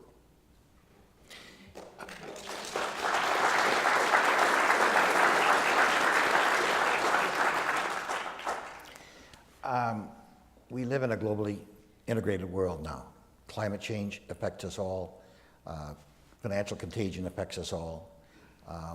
I guess my great hope would be that I could live in a world in which the definition of sovereignty, and this is one, and I've written on this is why I go back to what Ernesto said, where the definition of sovereignty was changed not simply to incorporate the rights of sovereign countries, but their responsibilities and their duties to each other.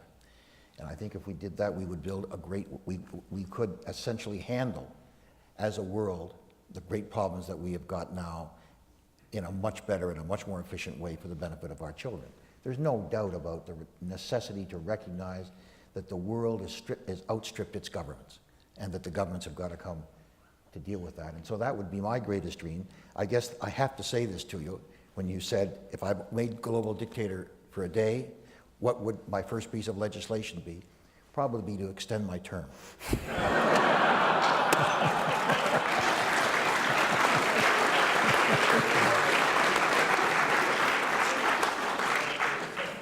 Okay, you're not through yet. Another half hour.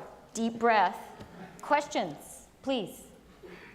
I think, do we want people to ask from the mics? Or, yeah, I'm sorry, could you please go to the mics? Please, sir. And if you could introduce yourself, please. Yes, I'm David Welch, the director of the Balsillie School of International Affairs, and thanks to everyone for a very stimulating conversation. I'd like to go back to the beginning of the conversation. I was struck and concerned by the juxtaposition of two statements. The first, that European monetary union was a mistake. I think I would have said it was premature, but I believe the word I heard was it was a mistake. And secondly, the statement that there's... The European monetary Secondly, union the statement that there's no going back. It was a mistake? Who said I think that? I heard somebody indicate that European monetary integration was a mistake, at least as carried out. No, I didn't say that. No. I might have misheard then. But in any case, I did hear, I'm quite sure, that it would be a disaster to go back on it. There's two reasons why I'm concerned by that. One is that I know of no long-term project that didn't have false starts and tactical retreats. And secondly, I'm very concerned that we're beginning to witness two pathologies that the behavioral economists have drawn to our attention. One is increased risk-taking to avoid perceived losses, and the second is escalating commitment to a losing course of action. I don't have any trouble imagining that an orderly Greek withdrawal from the euro is the least bad outcome over the long term. And I don't frankly see why that would mean the death of either the European monetary union in the long run or of the European integration project. Can somebody please explain to me why people seem to assume that that is an unthinkable nightmare scenario, and why people aren't thinking publicly about that contingency as a viable option? Okay. Could I just want a classical clarification. Are you saying, you're asking that, you're not saying that the European Monetary Union could withstand the withdrawal from the Eurozone? Or I'm some difficulty understanding what you're saying.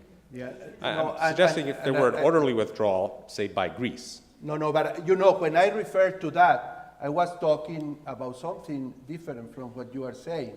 I said if we would have a disorderly default and withdrawal of Greece from the monetary union, that would have been the beginning of the disintegration of the whole union. Right. You What are do you talking think of about orderly? something different. Say, let's engineer. Is it conceivable to engineer one way or another an orderly withdrawal? I would say yes. I mean, as a matter of political and economic engineering, it is possible. But that is not, at least not yet on the table.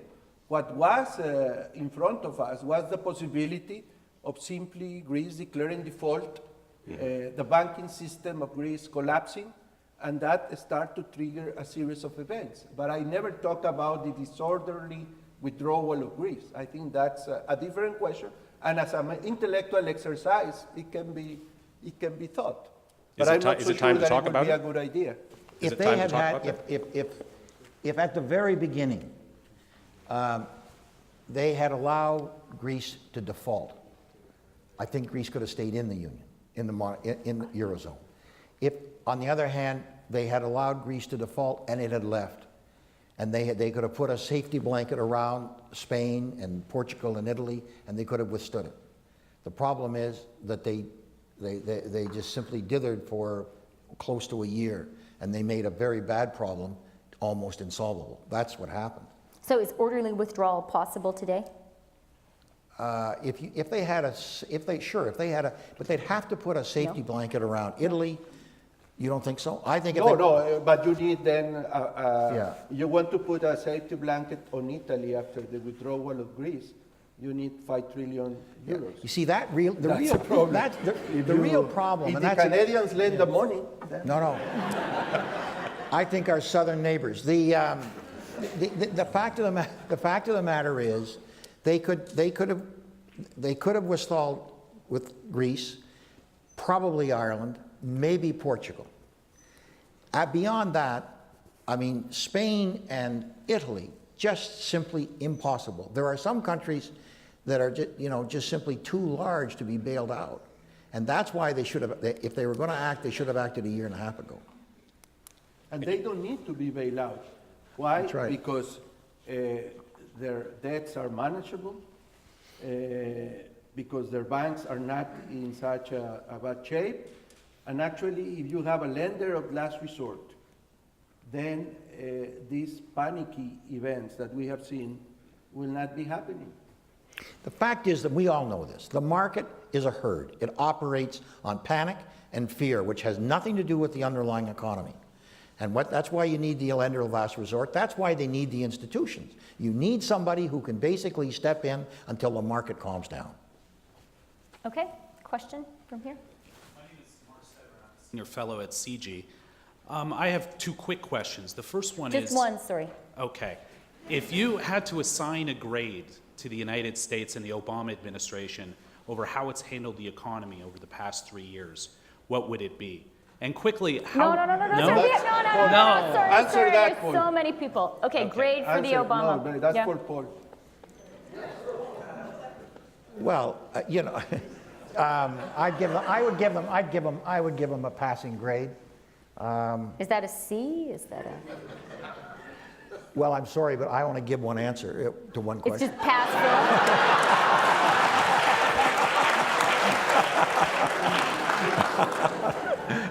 That's pretty good. That's pretty good.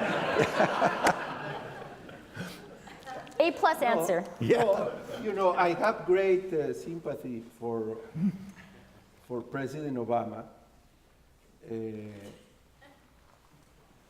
for a very simple reason. He received his country in a very difficult situation, and he handled the situation even before he was elected. He was so responsible. He went to the White House, he supported President Bush to do what needed to be done at that moment. He confronted the crisis when he came into office. So I would say he has done okay in the economy, no? Okay. In retrospect, everybody's an expert in the past, and you can say many things that he could have done. Perhaps I would not grade him so well in politics. He has been very naive by thinking that his opposition was going to be more loyal and more responsible than what they had been. And in a way, that has been a big mistake that is having very serious economic consequences. So that is why I would not put him, very high in degrading, but it's a political reason. Okay. Thank you very much. I'm Lawrence MacDonald from the Center for Global Development. Financial crises come and go. A climate tipping point is forever. You know as well as we all do that the scientists tell us we're rapidly approaching a point where feedback such as the melting of the tundra and emissions of ethane will push us to a point of runaway climate change. And the latest peer-reviewed studies show that won't be future generations, but our generation. At the same time, we've had a really collapse of any hopes of an international treaty. And yet the G20 leaders spend all of their time on the latest financial crisis in the rich world. You two are among a tiny handful of people who are the elected leaders, have been an elected leader of a major nation in the world. If we had all those people in the world, it wouldn't even fill the front 3 rows here. And so you have a lot of experience at addressing the trade-offs in leadership between responding to what is at the forefront of the minds of your voters and leadership, telling them what are the things that they should worry about. My view is that I wish that our leaders were telling us the truth about climate and putting that much more forward on the agenda and take these financial issues and delegate them to the finance ministers to handle. If you were in a position to offer advice to the G20 leaders on how to handle this trade-off, what would you say? Look, I think you got to understand what the G20 can do and what the G20 cannot do. I think that they should be meeting for 2 days instead of a supper and an early morning. I think that they should be going into far greater depth in some of the issues that they're dealing with, and I think they should be having other people deal with them. But I think we've really got to understand is that on the kinds of issues that you're talking about, that the important thing is that the G20 delegate to institutions and send the right signals to those institutions that can deal with it. I very much share your view on climate change. And I think what's happening right now is everybody's going around and saying, why didn't anybody predict this financial crisis? Fact is, a lot of people did predict this financial crisis, and they were ignored. And what's happened is a lot of people are projecting the climate change crisis, and they are being ignored. My own belief is that while there are differences between the countries, when you get right down to it, everybody admits that somebody's got to act, but they don't want to be the first actor.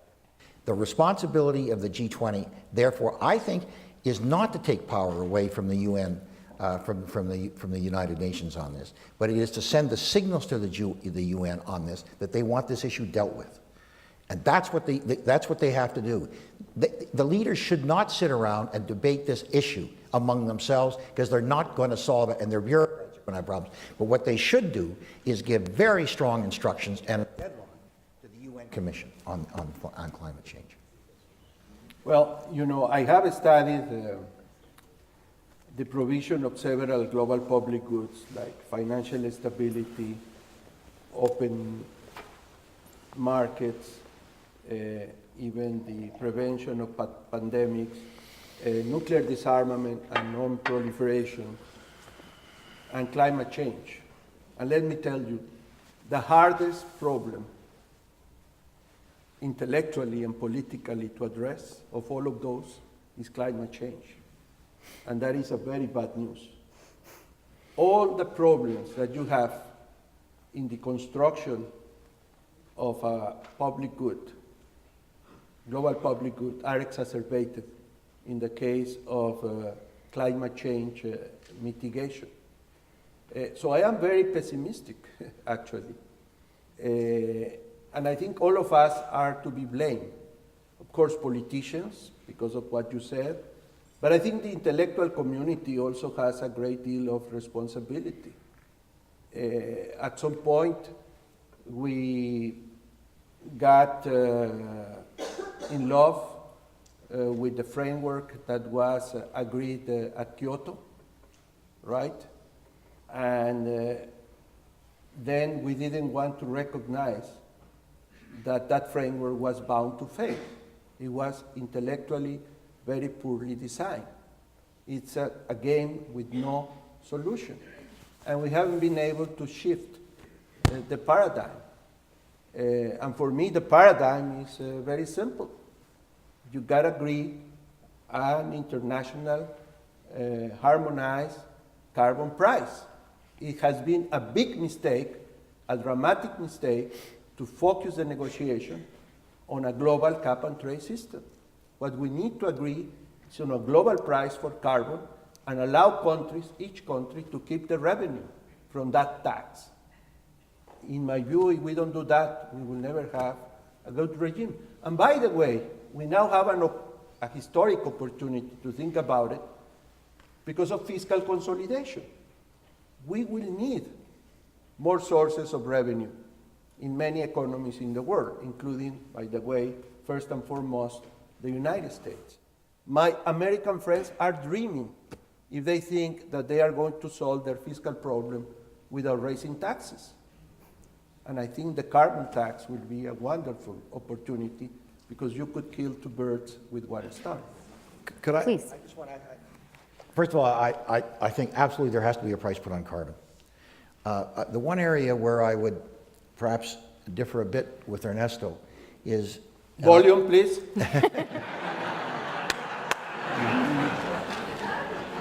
is that it should stay within our own countries. I mean, the real problem is Africa again. The country that is suffering the most from climate change right now is Africa, both droughts and flooding, and we have got to find the funding for them. It's a small disagreement, so that's why they let me speak. But I really think, apart from that, I think cap and trade actually makes sense as long as the benefits primarily should go, obviously, within our own countries to fix up what has to be fixed up, but we cannot forget Africa in this case. Okay, we'll take a few questions from the web. So a long question from Hassan in Ottawa. I'm going to summarize it. He is basically asking, does the need that you've both talked about, the need for structural change in Europe to address the economic crisis Europe is now facing, does that entail a loss of sovereignty for member states? Well, I think Europe needs to go into a fiscal union, and that implies sharing sovereignty. I mean, but the Europeans have done it before, and I think they have covered 75% of the way. They should go the rest of it. They've lost sovereignty. I mean, Portugal, Greece, Ireland have lost sovereignty. I mean, take a look. They're being dictated to by the markets. When Angela Merkel and Sarkozy stood up there and smirked about Italy, do you not think that was a loss of sovereignty for Italy? I mean, I think it's happened.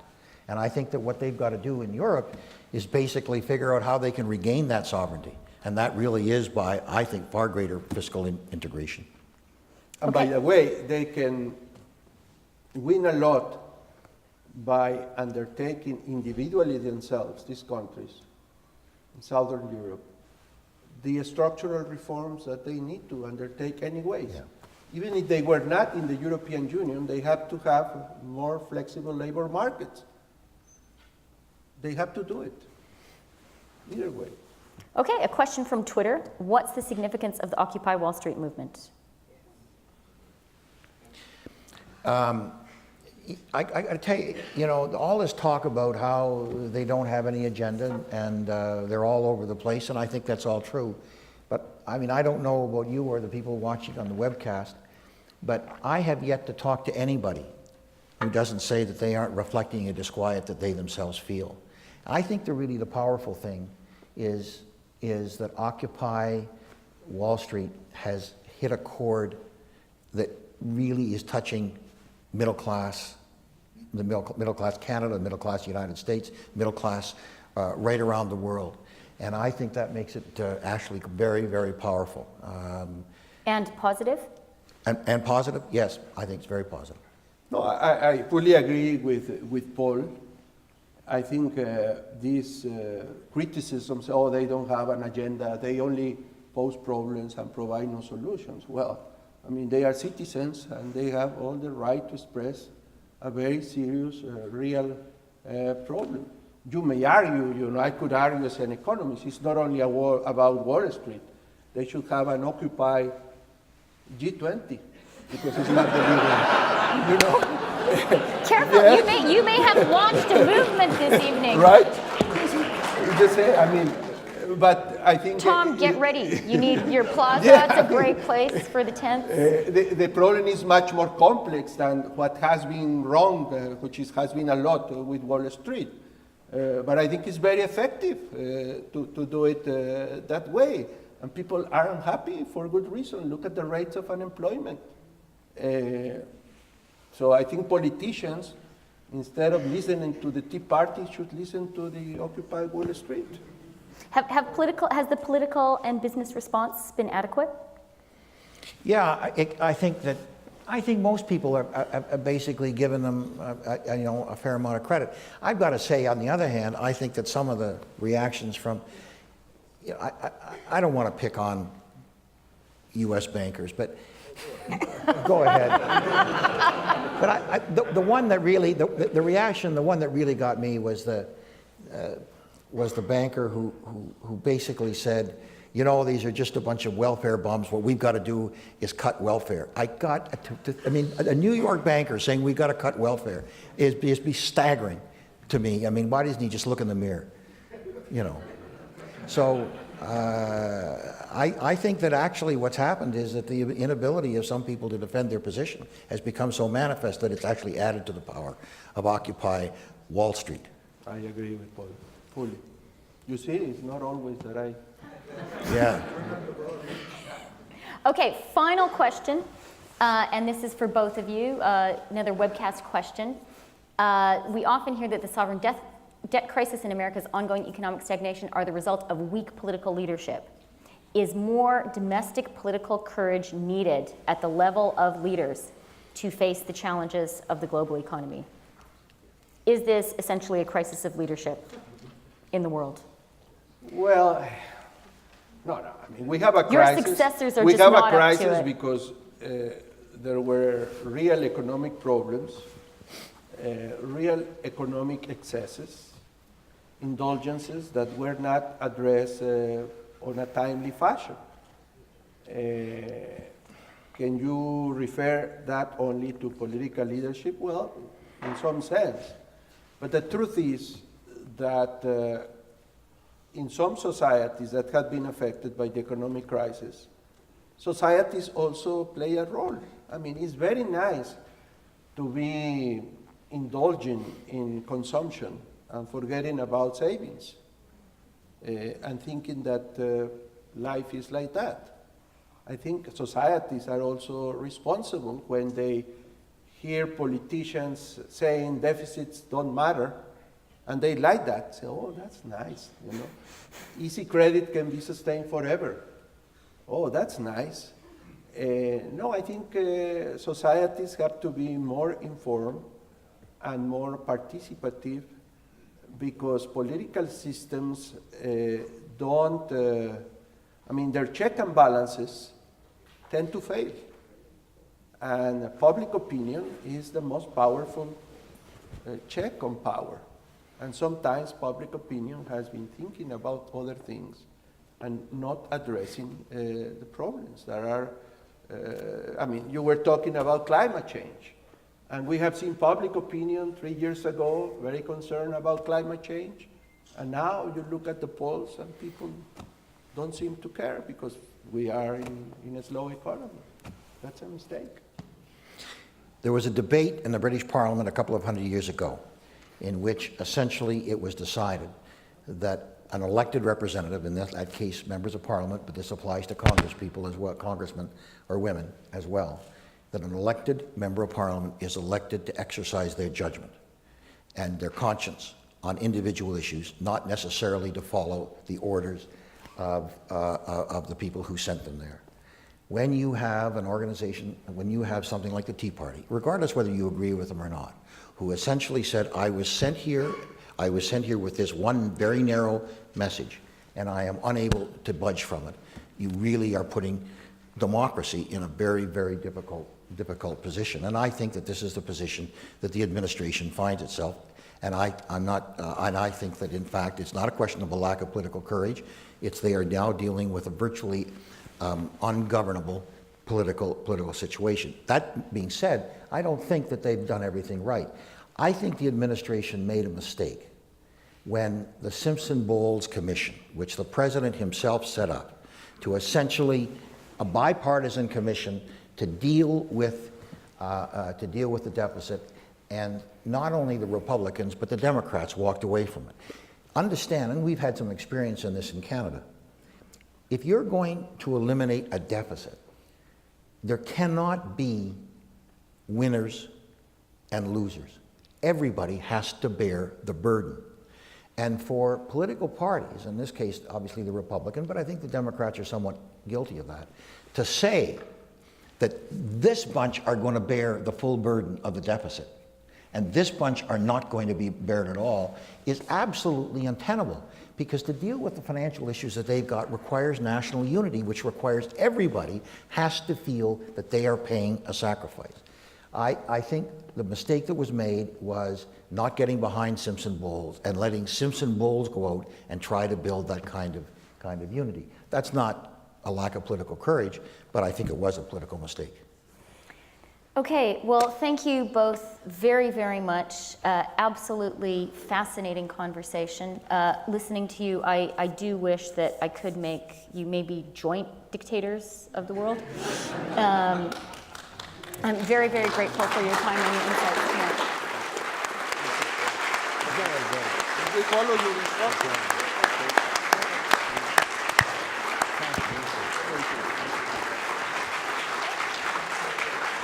Thank you, Mr. Martin, Mr. Zedillo, and Christia. I think I couldn't have hoped for a more rich introduction to the next 2 days. You've touched on, I think, a number of points and themes that will echo throughout our conversations. I mean, I think you did agree, that both of you, that there's an important role that the G20 needs to play. I think you both agreed that the G20 is not delivering on what it said it was going to do. Paul Martin said well, but domestic politicians don't always deliver on what they said they were going to do. I assume present company was excluded. But it seems to me that in a domestic context, there is accountability. The electorate does at a certain point come to a judgment as to whether they're prepared to forgive those lapses. And I think one of the issues we have got to reflect on globally is how do we hold the G20 accountable for the things they're going to say they're due. Without doing that, if we can hold them accountable, can we really expect progress on this? Thank you once again. Reminder that you, the public, are invited to watch our conference over the internet. All the roundtable discussions will be live webcast. To see the schedule and join the audience, simply visit our website, cgonline.org, and go to the CG11 page. Our registration is free. Ladies and gentlemen, who are here, thank you all very much for coming out and listening tonight, and please have a safe journey home. Thank you. Thank you.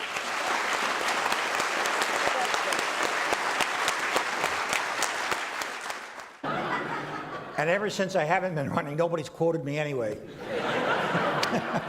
There you go. So I wanted to start with you, Prime Minister Martin, and I wanted to start by talking about the issue in global governance, which I think is most in the news at the moment, and that is the financial crisis in Europe, the possible solution this week. And I guess my question to you is that solution going to work? Well, thank you, Christian. Before answering, I just want to say one thing. I say this really much as a Canadian. I want to thank Jim Bosley, and I want to thank CG. This is a spectacular building, and this is a wonderful room. And I feel, I must say, I'm just overwhelmed with what I see. And I'm very, very glad to be up here. Christian is a Canadian, but you seem to be our annual export to the United States, and it's good to have you back. And I've got to say, it was mentioned the opportunity to be once again here with Ernesto. We worked together very much on that issue of entrepreneurship in Africa and the developing world. And so this is a very good day. Now to answer your question, I'm glad I was able to start with a somewhat optimistic opening, because my reaction to your question is a little less than optimistic. I think that what they did in Europe the other night was certainly the best thing that they have done on this issue. On the other hand, that's a very low hurdle rate to overcome. I think if you just go through the various things that they had. On the issue of the recapitalization of banks, the indicator that they chose, which the number is 50% in terms of the amount that it's going to take. It looks like it's about 108 million euros. The general view was that it was going to be close to 200 million. The haircut that they have imposed on Greece, it was supposed to be 60%, is 50%, and if you understand that 40% of that debt is held by people like the IMF, the fact is that's not going to take a haircut, and so the haircut that is being actually conveyed in terms of reduction of debt to Greece is really much lower than that. And then finally, you've got the bailout fund. The bailout fund was supposed to be about over $1 trillion. It is substantially less than that. In fact, they haven't got the money unless on the flight over to Beijing right now, somebody has given it to them. And so I think that the real problem that exists is that the concepts that they've put out there are good, but they are very optimistic, and they are totally dependent upon Europe attaining a level of growth in order to make them good that most people think that Europe will not attain because there's nothing in there for growth. The second thing is that is it on? No. Just went off. God, what you missed. Is it back on? Yeah. Okay. No? There. Yep. The second thing that is in there is that it is not only dependent on growth, but it is dependent upon certain treaty changes in the Lisbon Treaty. And right now, they have a terrible time getting any amendments through any of the respective parliaments, or certainly the European populations, and so that's up in the air.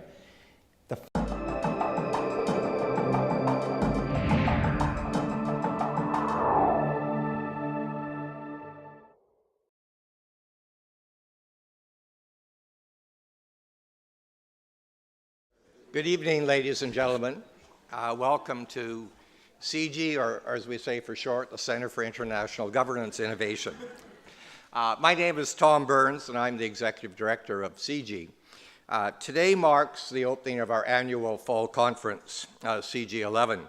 Our theme this year is an unfinished house, filling the gaps in global governance. This is the very first time we are opening a conference here in the splendid auditorium on the new CG campus. We're very pleased to have this excellent facility, which also houses the Balsley School of International Affairs, and we hope will soon be home to a new program on international law and the global economy. Many have contributed to bringing this about, but none more so than our founder, Jim Balsley, who I wish to acknowledge.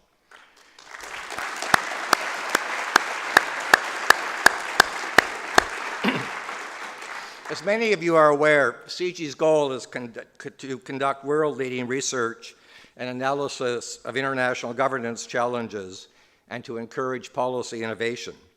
It is our belief that better global governance can improve the lives of people everywhere by increasing prosperity and by promoting a more secure and sustainable world. Our work on the G20 is probably what we are best known for. Our conference this weekend is intended to look ahead, to explore the gaps in the existing spectrum of international organizations and arrangements, and ultimately to propose means by which these gaps can be addressed. It is also our goal, through CG's expanding network of former and serving officials, researchers, and analysts in G20 nations, to advance solutions to the more immediate problems confronting the G20 summit hosts in France next week, and more particularly in Mexico next June. And we're very pleased to have Lourdes, the G20 Mexican Sherpa, here with us at this conference. To open the discussion tonight, we present a moderated discussion entitled An Unfinished House, Governance Blueprints for Global Leaders. We're extremely fortunate to have with us two highly accomplished statesmen with distinguished global reputations. Ernesto Zedillo is the former president of Mexico from 1994 to 2000, where he successfully confronted his country's own economic crisis shortly after taking office. He is currently director of the Yale Center for the Study of Globalization, and since leaving office, he has been a leading voice on globalization. In fact, when I was heading the Independent Evaluation Office of the IMF, he stole one of my staffers to go and work with him on a project. In 2004, he actually co-chaired with Paul Martin the Commission on the Private Sector and Development. In 2005-06, he chaired the International Task Force on Global Public Goods. During 2007-2008, he served on the Commission on Growth and Development, chaired by Canadian and Nobel laureate Michael Spence. In 2008, he chaired the High-Level Commission on Modernization of the World Bank's governance. Recipient of many awards and honors. I could go on at great length, but suffice it to say, we're extremely fortunate to have him here to share his views with us this evening. The Right Honourable Paul Martin, former Prime Minister of Canada, I think needs less of an introduction to this audience.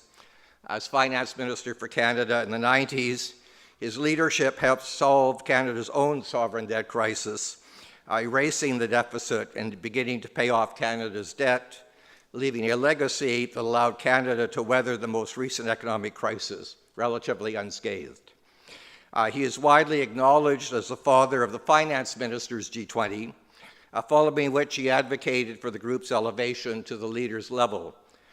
Since leaving office, he has focused his energies on Africa, where he's currently co-chair of the 10-nation Congo Basin Rainforest Fund, which was launched in June 2008 with a grant of £100 million from the governments of the UK and Norway to develop the capacity of the people and institutions of the Congo Basin to preserve and manage their forests. He also sits on the Advisory Council of the Coalition for Dialogue in Africa. Within Canada, he's focused his energies on the Martin Aboriginal Initiative with his emphasis on Aboriginal education. He has been a strong supporter of CG over the years, and we continue to benefit from his advice and views, solicited or not. Moderating the conversation tonight is Chrystia Freeland, based in New York and editor of Thomson Reuters Digital. In this role, she has editorial control of the company's digital properties, including the global operations of Reuters.com. She appears frequently on television and radio news programs in the US and globally. Chrystia is Canadian, and from 1999 to 2001 was deputy editor of the Globe and Mail. She went on to become US managing editor of the Financial Times, whose American edition became the FT's single largest edition under her stewardship. She's the author of Sale of a Century, the inside story of the Second Russian Revolution, detailing Russia's journey from communism to capitalism. We're fortunate to have such an extraordinary panel to kick off our event. Following the conversation, Chrystia will moderate questions from the audience. At that time, we invite you to use the microphones at the sides of the auditorium along the stairs. Besides the audience here tonight, we also have a global audience watching on live webcast. If you're watching online, you can ask questions through the live chat function on your screen, and we'll transmit these questions to our moderator. Thank you, ladies and gentlemen. And now, Chrystia, over to you.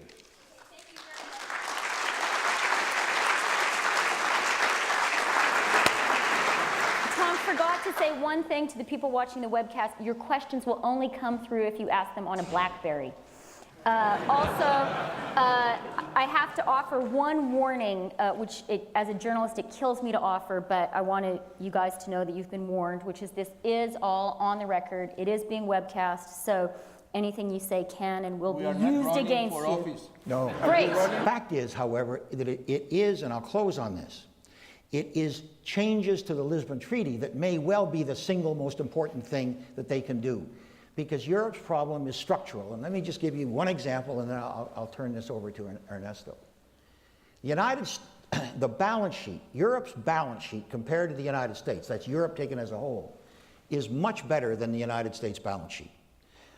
It's a much healthier balance sheet, and yet you can see what's going on. The United States, despite all the problems with Congress, the United States economy is growing a little, not bad, not wonderful, but not badly. In the United States, there's a lot more optimism there than there is about the United States. Why is that?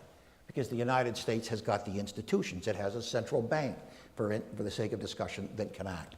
And so the real problem in Europe, in my opinion, is structural. And unless they solve that structural problem, I don't see how this or anything else is going to help them. President Zedillo, and I should preface this by saying we're particularly fortunate that President Zedillo is with us because he's just flown over from Europe, so very well positioned to speak to this issue. And also thanks, because I think is it 2 o'clock in the morning for you now? Close to. Close to, okay. Well, So is this a dream or a nightmare that you're having right now? a dream. A dream of envy after looking at these facilities. And let me start by saying that I'm so pleased to be here, finally at SIGI.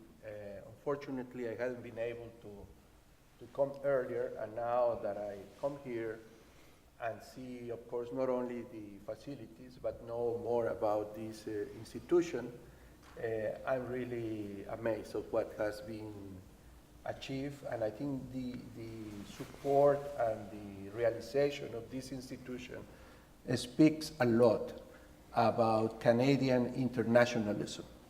I wish other developed countries had this vocation and this commitment as it is expressed here. So I'm very pleased to be here, although it will be a few hours.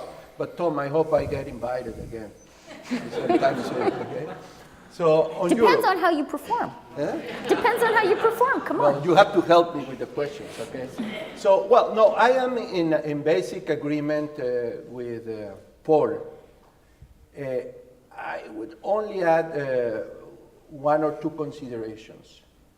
The deal that was achieved yesterday at 4 o'clock in the morning in Brussels was really unthinkable a few days ago.